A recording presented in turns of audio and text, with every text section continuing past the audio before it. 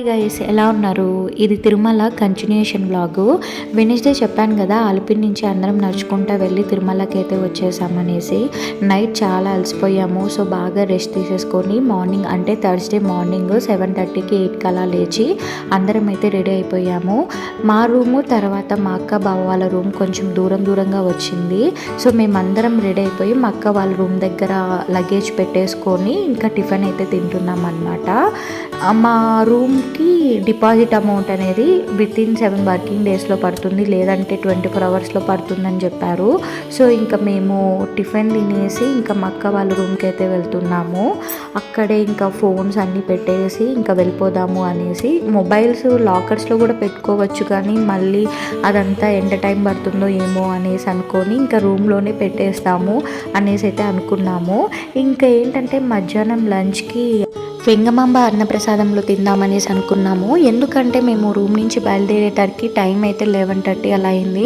ఇంకా నడుచుకుంటూ అక్కడికి వెళ్ళి వరాహస్వామి దర్శనము అన్నీ చేసుకొని సో అన్నప్రసాదం క్యాటరింగ్కి వెళ్ళే లోపలికి టైం అయితే 12:30, 1 అయితే అవుతుందన్నమాట. ఇంకా మాకు దర్శనం టికెట్ 2కి అలా ఇచ్చారు. సో మేము 1:30కి అయితే క్యూలోకి వెళ్ళిపోయాము. ఇంకా మాకు 3 అవర్స్ పట్టిందనమాట దర్శనము అంతా.